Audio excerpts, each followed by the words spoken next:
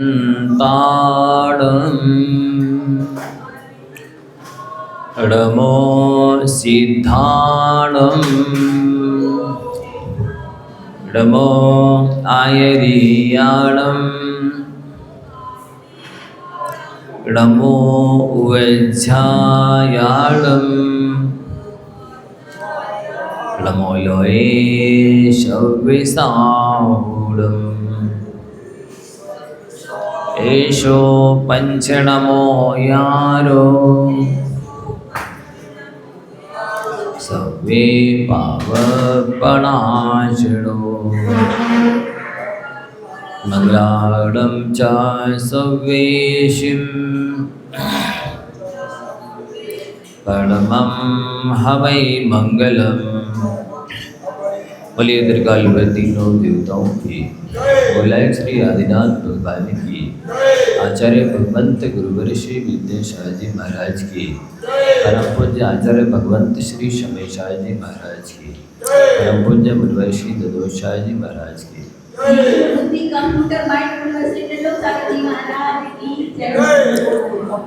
तज्जयति परम ज्योति शमं शमस्तैरनन्ति पर्यायै दर्पण तलय विशक्ला प्रतिफलति पदार्थ मालिका यत्र। प्रसंग चल रहा है सम्यक दर्शन के 8 अंगों का, उसमें भी वात्सल्य अंग का। ये गुण, ये अंग, ये धर्म बहुत विशाल है, बहुत महान है। एक बार आचार्य विद्यासागर जी महाराज के पास कई बाहर से लोग आए दर्शन करने के लिए। आचार्य श्री ने उनको कोई धार्मिक पुस्तक दी। वो बोले ये किसकी पुस्तक है? आचार्य श्री ने कहा धर्म ग्रंथ है। तो वो जवान लड़के थे, बोले हम तो धर्म को मानते ही नहीं हैं। आचार्य श्री ने उनको बोला कि देखो दुनिया में ऐसा कोई नहीं है जो धर्म नहीं मानता। बोले नहीं, हम ना जानते हैं ना मानते हैं। तो आचार्य श्री ने उनसे पूछा कि आपको कोई लाठी मारेगा तो कैसा लगेगा? बोले बुरा लगेगा। बोले यदि आपको कोई बीमारी या पीड़ा है और उस पीड़ा को दूर करेगा, सहयोग करेगा तो कैसा लगेगा? बोले अच्छा लगेगा। बोले यही तो धर्म और अधर्म है, आप मानते हैं लेकिन आपको मालूम नहीं है। कई लोग केवल पूजा पाठ को ही धर्म मानते हैं, पर ये भी धर्म है कि हम सुख से जिएं और दूसरों को सुख से जीने दें। बहुत महत्वपूर्ण है। प्रीति के लक्षण बताए गए हैं। ददाति प्रतिगृह्णाति गुह्यमाख्याति पृच्छति भुंजते भोजयते चैव षड्विधं प्रीति लक्षणम। ये आपस में प्रीति है, मित्रता है, स्नेह वात्सल्य है, इसकी पहचान है। क्या है कि जिसको जिसके प्रति श्रद्धा भक्ति विनय बहुमान आत्मीयता होती है, समर्पण होता है, तो वो अवश्य ही कुछ ना कुछ उसको सामने वाले को देगा। आप देखना, अनुभव करना कि आपको जिसके प्रति श्रद्धा है, भक्ति है, समर्पण है, आत्मीयता है, प्रेम है, वात्सल्य है, तो आप अवश्य कुछ ना कुछ उसे देंगे। और वो देगा तो बहुत प्रेम से आप ले लेंगे। स्नेह वात्सल्य की पहचान बता रहा हूँ। ददाति प्रतिगृह्णाति, वो अवश्य कुछ ना कुछ देता ही है। प्रेम हो, श्रद्धा भक्ति हो, समर्पण हो, आत्मीयता हो, और कुछ भी ना दे कुछ भी ना ले, ऐसा होता ही नहीं। और फिर आत्मीयता होती है, समर्पण श्रद्धा भक्ति होती है, तो वो गुप्त बातें भी अपनी बताता है और पूछता भी है। कोई कमी तो नहीं है, कोई परेशानी तो नहीं है, कोई दिक्कत तो नहीं है, कोई आवश्यकता सहयोग की तो नहीं है। पूछता भी है, जानता है। जानकारी लेता है। अपनी गुप्त बात भी, परेशानी भी उसे बताता है। जिसके प्रति श्रद्धा भक्ति विनय आत्मीयता समर्पण होता है उसे अवश्य ही वो गुप्त बात बताता है और पूछता भी है उसकी। और साथ ही भुंजते भोजयते चैव, अवश्य ही वो उसके यहाँ खाएगा और उसे खिलाएगा। ये नियम है। लोक में आप देख सकते हैं जिसके प्रति श्रद्धा भक्ति विनय वात्सल्य बहुमान आत्मीयता समर्पण होता है वो अवश्य ये 6 चीज़ें करता है। कितनी चीज़ें हो गई? 6 हो गई हैं। देखो कौन कौन सी 6 बजे लो पूरी हो गई और फिर भी कुछ पता ही नहीं है। इसका माने आप लोगों का अभी मन स्थिर नहीं हुआ है। ताहि सुनो भवि मंथिरयान, जो चाहो अपनो कल्याण। यदि अपना कल्याण चाहते हो तो मन को स्थिर कर कोई भले की बातें हित की बातें सुनो। 2 ही काम नहीं होते हैं, एक साथ अनेकों काम करते हैं। आप लोग पूजा पाठ भी करते जाते हैं, या वहाँ देखते सोचते भी जाते हैं और सुनते भी जाते हैं। ये लक्षण नहीं है। ये श्रोता का, विद्यार्थी का, शिष्य का, छात्र का किसी का भी लक्षण नहीं है। बताओ कितनी कौन सी 6 बातें बताई? वो जिसके प्रति आत्मीयता होती है, श्रद्धा भक्ति होती है, समर्पण होता है, स्नेह वात्सल्य होता है तो निश्चित ही कुछ ना कुछ देता है।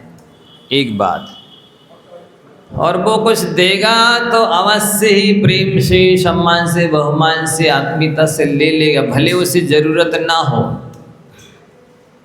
ऐसा नहीं होगा कि वो स्नेह से दे रहा है, लो नहीं हमारे यहाँ तो बहुत है, हमें नहीं चाहिए, रखे रहो अपनी। ऐसा कह ही नहीं सकता। जिसके पास प्रेम है, आत्मीयता है, श्रद्धा भक्ति समर्पण स्नेह है, विवेक रखता है तो वह ऐसा कभी नहीं करेगा। मूल्य वस्तु का नहीं है कि ये कितनी कीमती चीज़ दे रहा है कि क्या दे रहा है, महाद्वेष का नहीं है। महाद्वेष का है वो कितना आत्मीयता स्नेह से, समर्पण से, बहुमान से दे रहा है। इसलिए सीख लो, ऐसा कभी नहीं करना। देना भी, कुछ लेना भी, और अपनी गुप्त बात बताना भी और उसकी गुप्त बात सुनना भी। दुख तकलीफ की, परेशानी की बातें अवश्य ही सुनना चाहिए बंधुओं। भुंजते भोजयते चैव, और अवश्य ही खाना खिलाना चाहिए। वस्तुतः जो लोग साधुओं को आहार नहीं देते हैं उनको सच्चे मायने में श्रद्धा भक्ति है ही नहीं, समर्पण सेवा बहुमान है ही नहीं। कितने भी धर्मात्मा अपने आप को बोलते रहें, मानते रहें, सम्यक दृष्टि मानते रहें, दानी मानते रहें, कुछ भी मानते रहें, ये लक्षण बताया गया शास्त्रों में। ज्ञानियों ने ये उपाय बताया है कि इससे प्रीति, स्नेह, श्रद्धा भक्ति आत्मीयता समर्पण बढ़ता भी है, स्थिर रहता है, जाना जाता है, इससे माना जाता है। तो जैसे जैसे सच्चे मायने में भगवान के प्रति श्रद्धा हो, भक्ति हो और वो पूजन ना करे, ऐसा हो नहीं सकता। तो देता है, लेता है, भोजन कराता है, स्वयं भी करता है, गुप्त बात को बताता भी है, समय वाले की सुनता भी है। ये 6 बातों से प्रीति, श्रद्धा, भक्ति, स्नेह, आत्मीयता, समर्पण, वात्सल्य जाना जाता है। इसलिए आप सभी को ये 6 बातें अपने जीवन में लानी चाहिए, उतारनी चाहिए।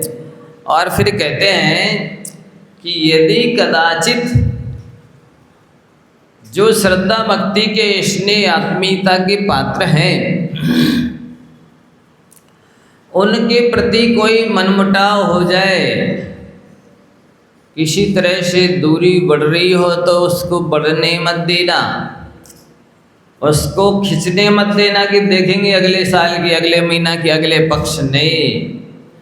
जैसे आपकी साइकिल में पंचर हो जाता है तो क्या करते हैं, अब रख दो एक तरफ, फिर सुधरवाएंगे हैं? क्या करते पप्पू राजा? सुनो, नहीं ऐसे नहीं लगाते, पहले तुरंत उसको दुकान पर ले जाएंगे, या सामान हो घर पे तो बात अलग है, किसी भगोने वो तसला वगैरह क्या बोलते हैं, उसमें पानी भरेंगे, ट्यूब में हवा भरेंगे, फिर चेक करेंगे कहाँ से बुदबुद उसमें से हवा निकल रही है, ढूंढेंगे उस पंचर को। जब तक नहीं मिलेगा आप लोग चल लेंगे, नहीं लेंगे, ढूंढ के रहेंगे, और मिल जाएगा तो तुरंत पकड़ लेंगे। पकड़ने के बाद उसमें सुखा करके घिसते हैं, सॉल्यूशन लगाते हैं, घिस करके लगाते हैं सॉल्यूशन। हाँ, और उसको फिर ऊपर से टिकिया एक पट्टी चिपका देते हैं, दोबारा हवा भर के, और फिर चेक करते हैं कहीं और तो नहीं रह गया है कोई पंचर, उसको ठीक करते हैं, दूर करते हैं। ऐसे ही कभी कोई आत्मीय संबंधों में खटास आ जाए, किसी भी तरह का कोई बोलचाल बंद हो जाए, आना जाना लेना देना, तो तुरंत उसे ख़त्म करना चाहिए। जिसके मन में किसी के प्रति भी घृणा, नफरत, वैर, विरोध रहता है, उसका हृदय स्वच्छ, साफ, निर्मल नहीं माना जाता। तो ये आपको वात्सल्य तो बहुत ज़रूरी है, जीवन में होना ही चाहिए, आना ही चाहिए। यदि प्रेम नहीं है और सब कुछ है तो कुछ भी नहीं है। विशुद्ध प्रेम हो, निस्वार्थ प्रेम हो, जिसके अंदर वासना नहीं है, स्वार्थ नहीं है, छल नहीं है, वो जिस दिन आ जाएगा आपके हृदय में, निश्चित ही सम्यक दर्शन के होने में भी कोई बाधा नहीं होगी, और सम्यक ज्ञान के होने में भी कोई बाधा नहीं होगी, और सम्यक चारित्र के होने में भी कोई बाधा नहीं। बहुत महत्वपूर्ण है ये अंग। एक बार एक विद्यार्थी स्कूल जा रहा था, पढ़ने नहीं, परीक्षा देने। अब आप सोचो परीक्षा का दिन कितना महत्वपूर्ण होता है। हुआ ऐसा कि वो अपने समय से घर से निकला कि इतनी देरी स्कूल पहुंचने में लगेगी, उतने पहले वो घर से निकला। लेकिन रास्ते में क्या देखता है कि एक बुढ़िया बीमार है, दुखी है और कराह रही है। अब वो सोचता है कि ये तो मेरी डबल परीक्षा हो का दिन है आज। एक तो है रिटर्न परीक्षा और एक है मेरे कैरेक्टर की परीक्षा, मेरे चरित्र की परीक्षा, मेरे आंतरिक परीक्षा है। सोचने लगा क्या किया जाए। यदि इस अम्मा को मैं ले जाता हूँ मेडिकल दिखाने के लिए, चेकअप कराता हूँ, तो मेरा पेपर छूट जाएगा, और नहीं ले जाता हूँ तो मैंने जो पुस्तकों को पढ़ करके जो सीखा है कि ऐसा व्यक्ति का मानवीय कर्तव्य है,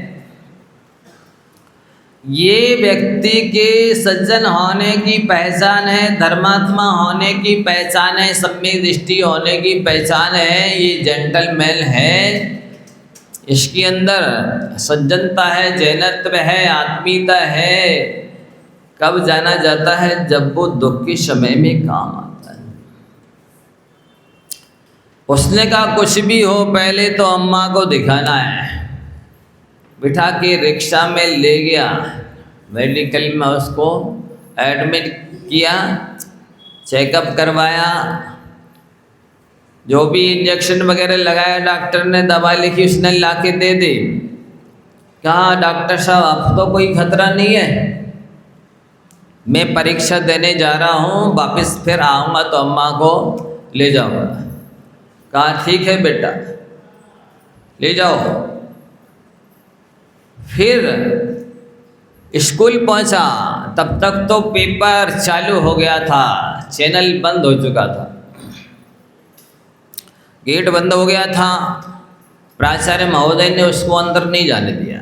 नहीं, समय हो चुका है, परीक्षा देना है तो समय पे आइए। उसने अपना हाल बताया कि ऐसी ऐसी रास्ते में घटना घटी और मैं अम्मा को दिखाने के लिए ले गया था, इसलिए देर हो गई। प्राचार्य ने डॉक्टर को फ़ोन किया, क्या वाकई में ये लड़का आपके पास आया था किसी अम्मा को लेकर के चेकअप कराने के लिए? तुरंत डॉक्टर क्या बोलता है, हाँ सर, मैं तो आपको धन्यवाद देने आ रहा था कि आपके विद्यालय में वास्तव में थ्योरी के साथ साथ प्रैक्टिकली ये धर्म भी सिखाया जाता है। धन्य है आपका विद्यालय, जो ऐसे विद्यार्थियों को सेवा के सहयोग के संस्कार दिए जाते हैं। बहुत बहुत धन्यवाद आपको। प्राचार्य ने तो उसको फिर एंट्री दे दी, परीक्षा देने के लिए अंदर बिठा लिया। वस्तुतः आप इस बात को अनुभव करना कि जब कभी आप किसी का सहयोग करते हैं, मदद करते हैं, दुख दूर करते हैं, तो जो एक आंतरिक संतुष्टि मिलती है, तृप्ति मिलती है, संतोष मिलता है, आनंद मिलता है, वो वचनातीत होता है।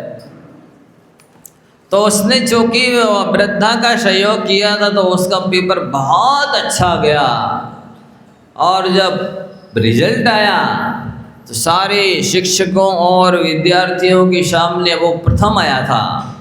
तो प्रथम आने के उपलक्ष्य में भी उसे सम्मानित किया गया और सबके सामने कहा गया कि ये बालक तो हमारे विद्यालय की शान है,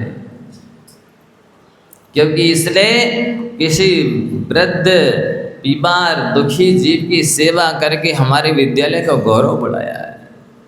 तो बंधुओं, ये दूसरों के दुख तो दूर होते ही हैं सहयोग करने से, अपने आप को भी एक बहुत सुकून मिलता है, चैन मिलता है, संतोष मिलता है।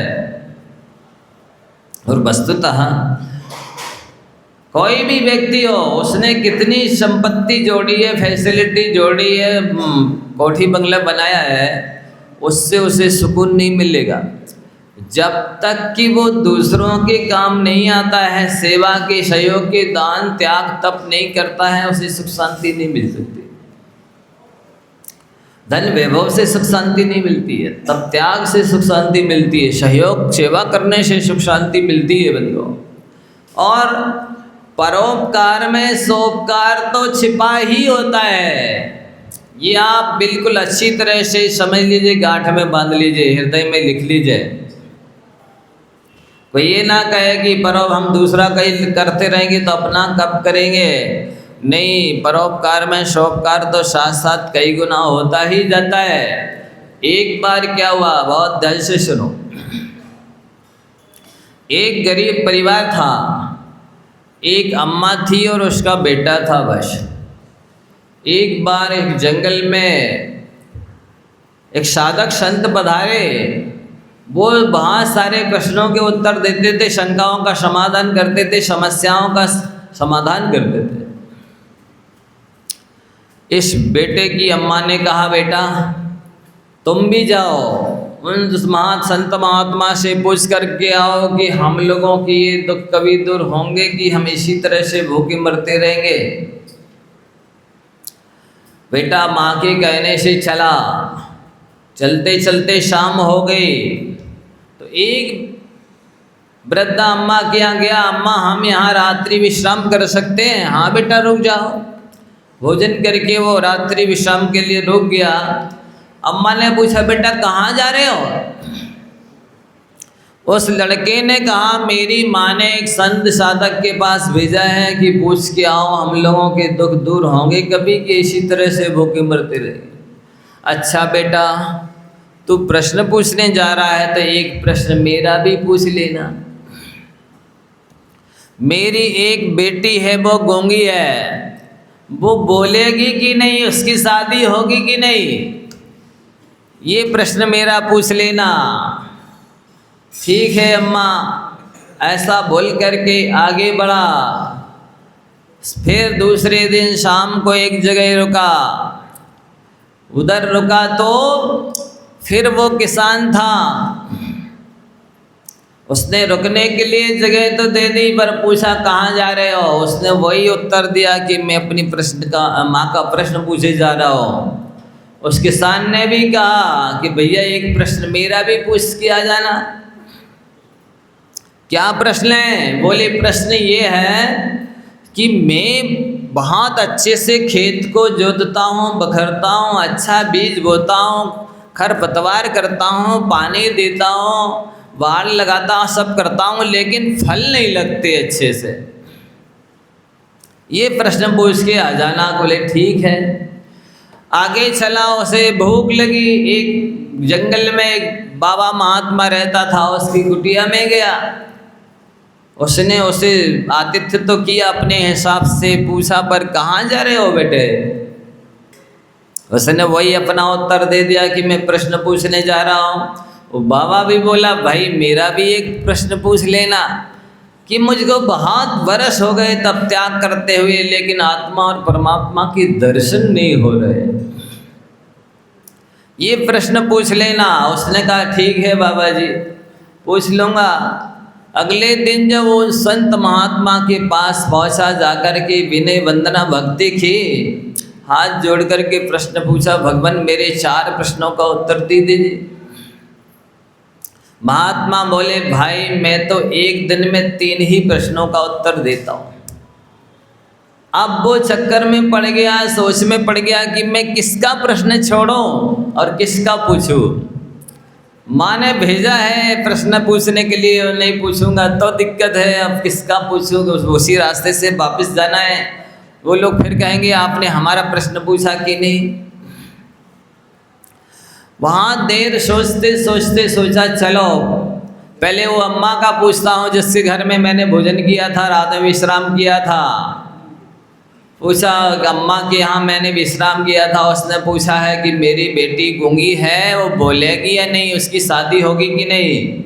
बाबा ने उत्तर दिया जिसको देख कर के ये बोलने लगे उसी के साथ शादी होगी। ठीक है। दूसरा प्रश्न है, एक बाबा ने पूछा है कुटिया में साधना कर रहा है 2500 वर्ष से, पर वो कह रहा हमें आत्मा परमात्मा के दर्शन ही नहीं होते हैं। तो बोले उस संत साधक ने कहा महात्मा ने कि उनको बोल देना कि जब तक तुमने अपनी दाढ़ी में ये जो मणि बांध के रखा है ना, इसको नहीं छोड़ोगे तब तक आत्मा परमात्मा का दर्शन नहीं होगा। वास्तविकता ये है कि परिग्रह रख कर के और आत्मा परमात्मा की भक्ति करना चाहते हो, आत्मा परमात्मा को पाना चाहते हो, ये कठिन बात है। जब तक व्यक्ति सच्चे मायने में संसार से विमुख नहीं होता है तब तक वो आत्म कल्याण के सन्मुख होता ही नहीं, आत्मा के परमात्मा के सम्मुख होता नहीं है। इसलिए आपको संसार शरीर भोगों से तो विरक्ति धारण करनी ही होगी। ठीक है। अब कितने, एक प्रश्न और रह गया है। चलो उस किसान ही का प्रश्न पूछ लेता हूँ। अब जो होगा देखा जाएगा, अम्मा को फिर देखेंगे कभी। पूछा महात्मा जी, एक किसान ने पूछा है मैं पूरी मेहनत करता हूँ पर मेरे खेत में फसल फल नहीं लगती है, उसकी वजह क्या है? बोले तुम्हारे खेत में जो सोने के हंडे गड़े हुए हैं वो जब तक दान में नहीं करोगे तब तक फसल आएगी नहीं। बस 3 प्रश्नों का उत्तर देते हैं वो महात्मा। 3 प्रश्न हो चुके हैं, अब वापस जाना है, फिर कभी देखेंगे जैसा होगा। वापिस आया और जैसे ही कहा सबसे पहले अब वहाँ से मरेगा तो पहले बाबा की कुटिया पड़ेगी ना। बाबा की कुटिया, उसको उत्तर दिया कि आपकी दाढ़ी में एक जो मणि बांध रखा है अंदर छुपा के रखा है, इसका त्याग किए बिना आत्मा परमात्मा के दर्शन नहीं होंगे। उसने कहा चल लो तुम ही ले जाओ। वो मणि उसी बालक को दे दिया, बालक खुश हो गया। चलो मैंने प्रश्न नहीं पूछा पर मेरा उत्तर तो मुझे मिल गया। फिर आगे बढ़ा, उस किसान को भी बोला आपके खेत में ये सोना चांदी के हड़े गड़े हुए हैं हंडे, इनका दान करोगे फिर खूब फसल आएगी। अच्छा बेटा ऐसा है, देखता हूँ कहाँ गड़े हैं, उसके सामने खोदे, बोले चल तुम ही ले जाओ। वो हंडे भी उसे बालक को दे दिए। अब आया इधर अम्मा के यहाँ, वो अम्मा उस दिन बच्ची पता नहीं कहाँ गई थी, जब आज ये उत्तर देने आया तो वो सामने आई तो इसको देख के बोलने लगी कि ऐसा महात्मा ने कहा है जिसको देखकर बोलने लगेगी उसी के साथ इसकी शादी होगी। इसको देखकर बोलने लगी थी तो उस अम्मा ने इसी के साथ शादी कर दी।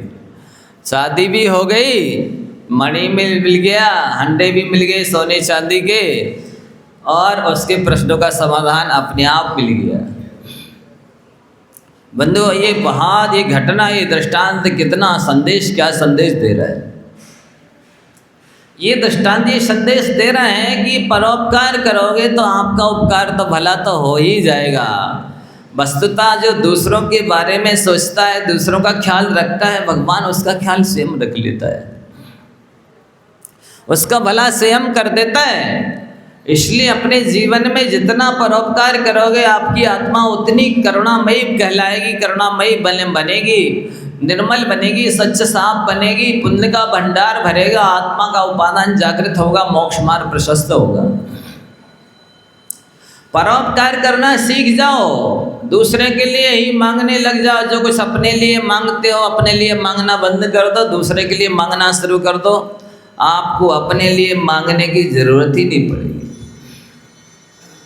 पर के लिए मांगने से अनंत पुण्य का बंध होता है, असीम पुण्य का बंध होता है, साथी से पुण्य का बंध होता है, पुण्यानुबंधी पुण्य का बंध होता है। ये अपाय विषय धर्म ध्यान है। ये प्राणी सारे कैसे सुखी हों, इन प्राणियों का उद्धार कैसे हो, मुझे ऐसी कोई शक्ति और बुद्धि मिल जाए कि इनका भला कर सकूं। इस अपाय विषय धर्म ध्यान से तीर्थंकर प्रकृति का बंध होता है। सुखी रहें सब जीव जगत के, कोई कभी ना घबरावे, बैर पाप अभिमान छोड़ जग नित्य नए मंगल गावे। ये दो पंक्तियां ही तीर्थंकर प्रकृति का बंद करने में सक्षम है। ना पढ़ो मैं तेरी भावना और ना पढ़ो पूरी मेरी भावना, ये दो ही पंक्तियों को हृदय से भालो तो भी 100 पर के कल्याण में बहुत मदद मिलेगी, बहुत महत्व है। परोपकार सम धर्म नहीं भाई, पर पीड़ा सम नहीं अदमाई। परोपकार से बड़ा कोई धर्म नहीं है, और पर को पीड़ा देने से बड़ा कोई अधर्म नहीं है, पाप नहीं है, अत्याचार नहीं है, अन्याय नहीं है, अनीति नहीं है, दुर्व्यवहार नहीं है। चाहे वो एक इंद्रिय प्राणी हो या 2 इंद्रिय 3 इंद्रिय 4 इंद्रिय 5 इंद्रिय प्राणी हो, चाहे त्रियंश हो या मनुष्य हो। इन प्राणियों को सुखी करो, इन प्राणियों को अनुकूलता जुटाओ, इन्हें सहयोग दो, मदद दो। ये कर्तव्य है। परस्पर उपग्रह जीवनम यही कहता है। दूसरों ने भी 18 प्राण लिखे हैं। यदि किसी को उन 18 प्राणों को पढ़ने का समय ना हो, बुद्धि ना हो, शक्ति ना हो, अनुकूलता ना हो, तो पूरे 18 प्राण लिख करके लास्ट में 2 पंक्तियां लिख दी। 2 पंक्तियों में 18 प्राणों का सार आप लोग को सुनना है। अष्टादश पुराणेषु व्यासस्य वचनद्वयम् परोपकारा पुण्याय पापाय परपीडनम्। 18 प्राणों का सार ये बताया है कि जितना भी हम तन से, मन से, धन से परोपकार करते हैं वो पुण्य बंध के लिए होता है हमारे लिए, और जितना भी हम मन वचन काया से दूसरों को पीड़ा देते हैं वो सब से हमारे को पाप का बंध होता है। वस्तुतः दूसरे के लिए व्यवधान बनना अपने कल्याण के रास्ते में कांटे बिछाना है, अपनी मंजिल के रास्ते में कांच बिखेरना है, अपनी मंजिल के रास्ते को उबड़ खाबड़ बनाना है। आप दूसरे को व्यवधान नहीं दे रहे हैं, दूसरे को मानसिक पीड़ा तनाव नहीं दे रहे हैं, दूसरे के लिए असहयोग नहीं कर रहे हैं, दूसरे का काम नहीं बिगाड़ रहे हैं, दूसरे को निमित्त बना करके अपने आप का काम बिगाड़ रहे हैं, अपने आप के दुखी होने की तैयारी कर रहे हैं, अपने आत्मा को नरक पशुगति में भेजने की तैयारी कर रहे हैं। ये बात संलग्न सामान्य नहीं है बंधुओं, बहुत महत्वपूर्ण है। जिसका निर्मल हृदय होगा, मंद कषाय होगी, दयालु होगा, विवेकी होगा और जिसका हृदय चौड़ा होगा वही दूसरों का सहयोग कर सकता है, दूसरों की मदद कर सकता है। वस्तुतः ये सज्जन की पहचान ही है कि वो परोपकारी होते हैं, दयालु की पहचान है, धर्मात्मा की सम्यक दृष्टि की पहचान है कि वो खुद की चिंता नहीं करते हैं, दूसरों की चिंता करते हैं, उनकी चिंता भगवान कर लेता है। ऐसा है। एक माघ कवि थे संस्कृत के, वे इतने परोपकारी थे, इतने दानी थे कि इतना दान देते देते स्वयं गरीब हो गए। वर्तमान में हो सकता है स्थिति बन जाए, लेकिन भविष्य में तो कुबेर का भंडार मिलेगा उन्हें। हुआ ऐसा, एक बार एक पुजारी के बच्चे की शादी थी। वो अपनी कुटिया में विश्राम कर रहे थे, लगभग रात के 9 बजे के आसपास की बात होगी। उस पुजारी ने खटखटाया दरवाजा। माँ कभी उठे, उन्होंने आतिथ्य की, आओ पधारो, कैसा कष्ट किया, आप मुझे ही बुला लेते वहीं घर पे। बोले शाम मेरी बच्ची की शादी है और मुझे आवश्यकता है सहयोग की। मुझे कोई दूसरा नज़र नहीं आया, दिखाई नहीं दिया कि मैं किससे सहयोग मांगूं। अब उनके पास में वर्तमान में कोई व्यवस्था नहीं थी। वो गए, धीरे से पत्नी सो रही थी तो उसके हाथ का जो सोने का कड़ा था धीरे से उतार करके ले आए। उन्होंने सोचा कि पत्नी की नींद नहीं खुली होगी और ला करके दिया। पत्नी की नींद खुल गई थी। वो पीछे पीछे आई चल करके कि देख रही थी कहाँ ले जा रही, किसको दे रहा है, क्या कर रहा है। उस पुजारी को दिया। वो पुजारी बोला साहब इतने से काम नहीं होगा मेरा। बोले भग जा भैया, तू चला जा, पत्नी उठ जाएगी, अभी और कोई व्यवस्था नहीं है, इतने ही है मेरे पास। पीछे तो खड़ी थी पत्नी, बोली क्या कर रहे हो, ये है दूसरा कड़ा। अपना जीवन तो परोपकार के लिए ही है, आप चिंता क्यों करते हैं। अपने भाग्य में जो लिखा है वो कहाँ जाएगा। जैसे एक बार ब्रह्मा ने नारद जी का भाग्य लिखा। कहानी है, बाल कहानी, शिक्षा लेने लायक है। वस्तुतः अपना ब्रह्मा अपन खुद ही है, अपने विष्णु अपन स्वयं, अपने महेश अपन स्वयं है, अपने भाग्य के विधाता अपन खुद है। दूसरा अपना भाग्य नहीं लिखता है, ऐसी इतनी फुर्सत है किसी, कौन लिखेगा दूसरों का भाग्य है। अपन खुद ही लिखते हैं अपना भाग्य। तो फिर भी कहानी है कि ब्रह्मा ने नारद जी का भाग्य लिखा, नहीं राजपुत्र का भाग्य लिख रहे थे एक। इतने में नारद जी आ गए।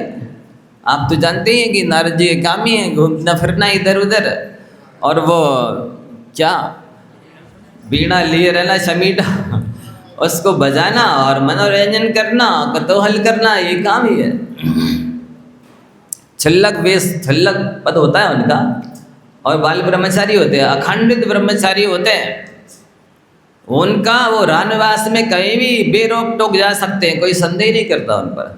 बाल ब्रह्म अखंड ब्रह्मचारी, बाल रखते हैं इतने इतने, वो केशलंच नहीं करते, बाल रखते हैं और बीड़ा रखते हैं, विद्याएं भी रखते हैं, छुल्लक होते हैं। विदेश क्षेत्र चले जाएं, दादी खंड चले जाएं, दर्शन के लिए, दिव्य ध्वनि सुनने के लिए, धर्मात्मा भी होते हैं पर कुतूहल प्रिय होते हैं, कलह प्रिय होते हैं। तो आगे आप तो जानते ही हैं, देखो बीना के बस समझदार लोग हैं। हाँ ऐसे ही बताते रहा करो, सहयोग कर दिया करो, थोड़ा अच्छा रहता है। मैं कई बातें बोल सकता हूँ ना, अधूरी न रह जाए। बहुत अच्छा, धन्यवाद।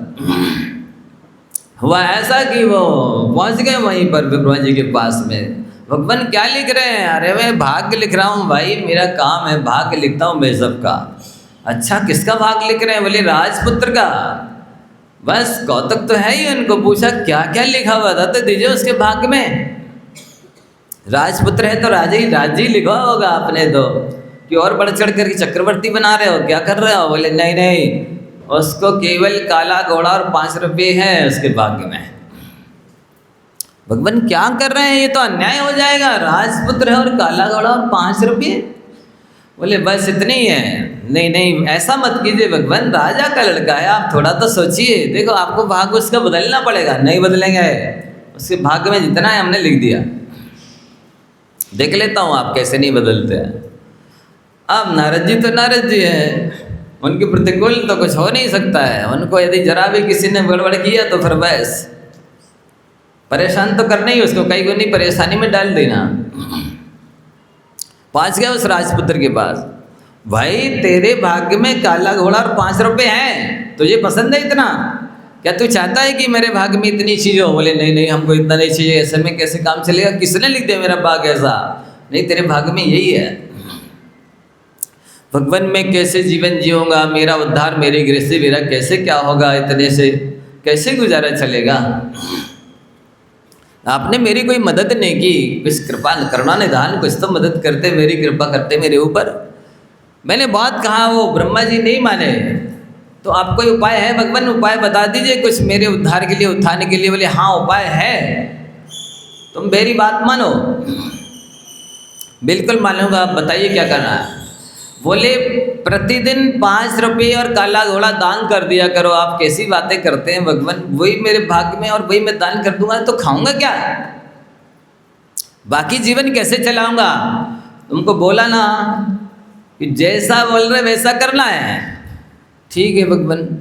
उसको जैसे काला घोड़ा और 5 रुपये मिले उसने दान कर दिए। दूसरे दिन फिर कहीं से काला घोड़ा 5 रुपये उसके हाथ में आ जाते, जैसे आते फिर दान कर देता। रोज का यही काम। अब ब्रह्मा जी परेशान हो गए कि 5 रुपये की व्यवस्था तो इसकी कर दूं मैं काला घोड़ा रोज रोज कहाँ से लाऊं? तो और ये दान कर रहा है, इतने दिन हो गए, महीनों हो गए हैं, और इसका तो देखो, इसका खाता देखा, बैलेंस देखा, इसका भाग तो बहुत बढ़ चुका है। नहीं नहीं, इसके लिए तो राज्य लिखना पड़ेगा। उसके लिए राज्य लिख दिया।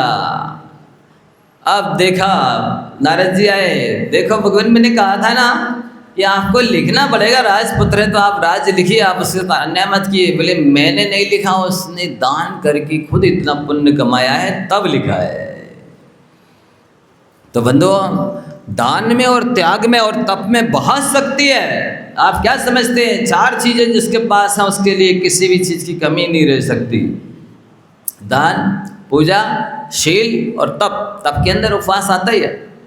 तो ये 12 तप होते हैं। ये 4 चीजें यदि कोई करता है तो उसका तो ढेरों पुण्य बढ़ जाता है। उसके लिए जगत की कोई संपत्ति दुर्लभ नहीं रहेगी, कोई भी चीज असंभव नहीं रहेगी। अरे जिसके माध्यम से मोक्ष मिलता है, उसके माध्यम से यदि स्वर्ग मिल जाए तो कौन सी बड़ी बात है। इसलिए अपने जीवन में ये चीजें तो लाइए आप। और ये तभी होंगी जब आपके अंदर करुणा होगी। करुणा होगी तो ही आप परोपकार करेंगे, दान करेंगे, त्याग करेंगे, शील पालेंगे और तप करेंगे। और करुणा के अभाव में कुछ भी नहीं हो सकता है। एक बहुत अच्छा श्लोक पढ़ा था, बदले की आशा बिना, बदले की आशा बिना संत करे उपकार, और बादल का बदला भला क्या देता संसार। जो भी महान दिव्य शक्तियां और हस्तियां होती हैं भी प्रत्युपकार की इच्छा के बिना ही उपकार करते हैं। सूरज आपको उजाला दे रहा है, बोलिए क्या मांग रहा है, आपसे कुछ ले रहा है? बादल पानी बरसाता है, आपसे बदले में कुछ लेता है? चंद्रमा चांदनी बिखेरता है, आपको आपसे बदले में कुछ लेता है? वृक्ष आपको पत्ते फूल फल आदि देते हैं, आपसे बदले में कुछ लेते हैं? गाय आपको अमृत तुल्य दूध देती है, बदले में कुछ लेती है? इसी तरह से संत की, साधक की, धर्मात्मा की पहचान है, वो सहयोग तो करता जाता है, देता जाता है, परोपकार करता जाता है, त्याग करता जाता है, लेकिन बदले में कुछ नहीं चाहता है, बदले में कुछ नहीं मांगता है। तो वो उसका त्याग और दान और सहयोग समुद्र से भी ज़्यादा बड़ा होता है। आप चाहते हैं कि समुद्र बराबर पुण्य का ढेर लगे, तो आप बदले में कोई अपेक्षा मत करो। धर्म की शुरुआत भी वाकई में यहीं से होती है, जहाँ पर आप बदले में नहीं कर रहे हैं कुछ, अर्थात आप किसी सामने वाले से पहले कोई सहयोग तो नहीं ले चुके, उपकार तो नहीं करा चुके हैं। यदि उपकार करा चुके हैं, माता पिता हैं, गुरुजन हैं, मित्र पड़ोसी, किसी से उपकार ले चुके हैं और फिर उपकार कर रहे हैं, तो ये तो आप कर्ज चुका रहे हैं, प्रत्युपकार कर रहे हैं, धर्म नहीं कर रहे। अभी धर्म की शुरुआत नहीं हुई है। और यदि आप किसी से पहले से सहयोग नहीं ले चुके हैं, उपकार नहीं करा चुके हैं, पर अब सहयोग कर रहे हैं इस अपेक्षा से कि ये भी मेरे काम आएगा, ये भी मेरे भविष्य में काम में आएगा, सहयोग करेगा, मदद करेगा, बदले में मुझे भी देगा, इस अपेक्षा से भी यदि आप दे रहे हैं तो ये तो आप कर्ज दे रहे हैं, उधारी दे रहे हैं, धर्म नहीं कर रहे हैं। धर्म की शुरुआत कहाँ से होती है? जब आप किसी से बदले में प्रत्युपकार नहीं कर रहे हों और बदले में कुछ चाह नहीं रहे हों सहयोग, तब उसके बाद धर्म की शुरुआत होती है। और ऐसा धर्म जरा सा भी करते हैं आप, सुई के बराबर भी करें दान तो समुद्र बराबर मिलेगा, कल वृक्ष जैसा मिलेगा, बट वृक्ष जैसा मिलेगा। इसलिए दुनिया सहयोग करती है, दान करती है, सब कुछ करती है, लेकिन सब जगह अपेक्षाएं जुड़ी होती हैं, सब बदले की भावनाएं जुड़ी होती है, स्वार्थ जुड़ा होता है, इसलिए धर्म आ ही नहीं पाता है। सच्चे मायने में पुण्य का भंडार भर ही नहीं पाता है। वो सौदेबाजी होती है, व्यापार होता है, लेन देन होता है, व्यवहारिकता होती है, धार्मिकता नहीं होती है। ये वात्सल्य यही सिखाता है कि धर्मी सोंग वत्स प्रीति सम कर जिन धर्म दिपावे। आप जो भी जरूरतमंद हैं, वृद्ध हैं, बीमार हैं, दीन दुखी हैं, उनके लिए सहयोग करो। जैसे गाय बछड़े का सहयोग करती है, बछड़े के लिए दूध पिलाती है, चाटती है, पूरी तरह से उसका हित चाहती है, शुभ चाहती है, कल्याण चाहती है, लेकिन क्या गाय बदले बछड़े से कुछ चाहती है? वो ये सोचती है कि ये वृद्धावस्था में मेरी सेवा करेगा, मेरा धर्म ध्यान कराएगा, मेरी समाधि कराएगा, जरूरत के वक्त पर काम में आएगा। कोई अपेक्षा रखती है? नहीं रखती। ऐसे गाय की तरह जिस दिन सहयोग करना सीख जाएंगे आप, सच्चे मायने में आत्मा का भला करना सीख जाएंगे, सच्चे मायने में आत्मा का उद्धार करने की कला सीख जाएंगे, सच्चे मायने में आत्मा कल्याण होने में फिर देर नहीं लगेगी। ये चीज़ सीख लीजिए आप। दूसरा श्लोक एक और सुनिए। ग्राम वृक्ष के, गांव में जो वृक्ष लगा होता है, उसके फूल और फल भोगे जैसे लोग। कोई पूछता नहीं है कि इस वृक्ष के फूल हम ले लें, फल ले लें, इस वृक्ष की छाया में बैठ जाएं, कोई नहीं पूछता है। उदारता से वृक्ष सहयोग करता रहता है। इसी तरह से उन्नत मन के द्रव्य का वैसा ही उपयोग। जो उदार होते हैं, जो महान होते हैं, जो सच्चे मायने में धर्मात्मा होते हैं, वे इतने दिलेर होते हैं कि उनकी वस्तु को हर व्यक्ति उपयोग कर सकता है। जैसे कुएं के पानी को कोई भी भर सकता है, कुएं के पानी से कोई भी अपनी प्यास बुझा सकता है, उससे पानी खींच करके शीतलता नहा सकता है, भोजन बना सकता है, सिंचाई कर सकता। कितनी उदारता से कुआं परोपकार करता है।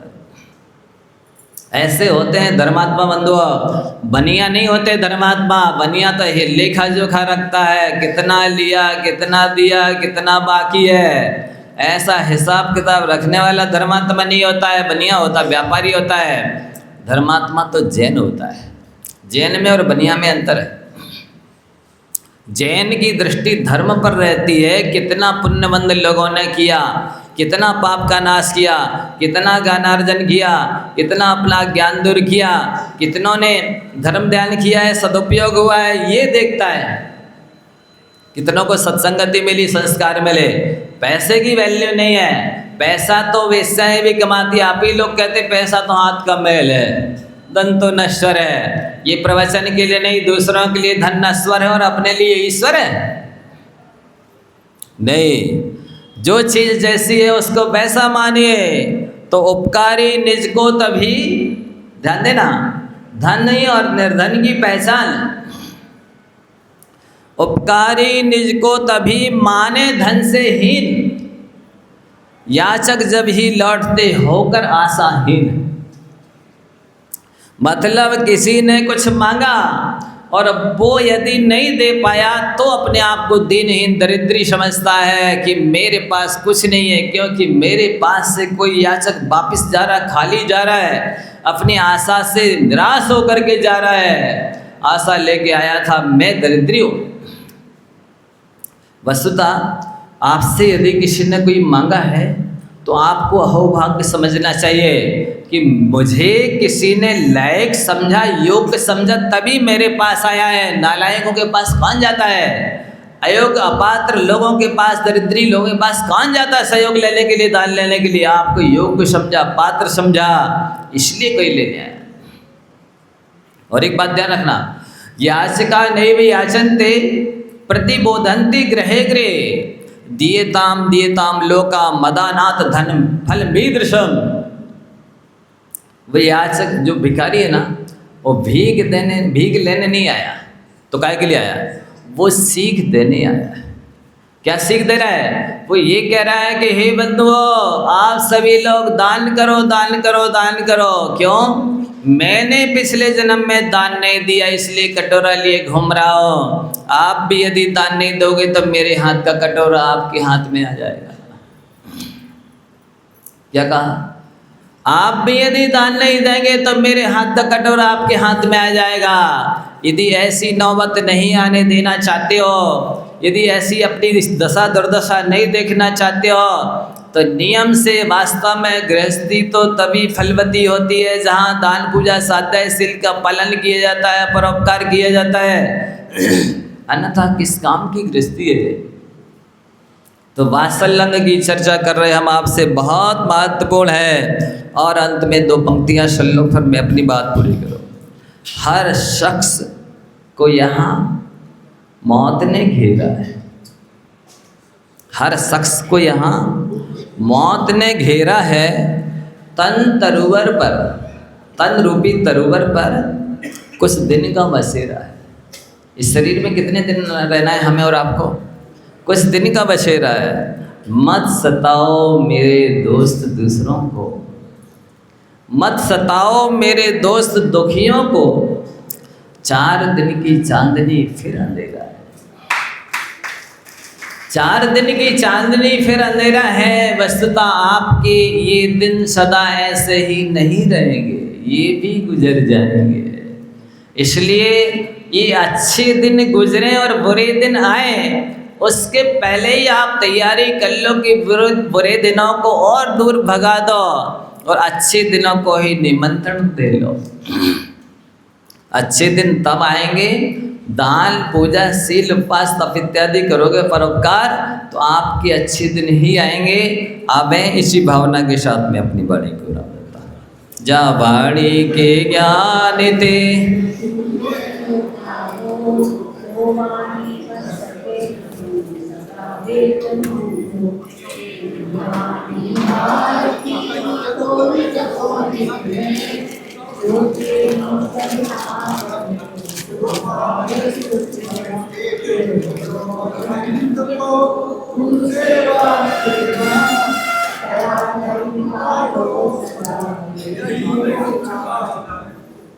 नौवार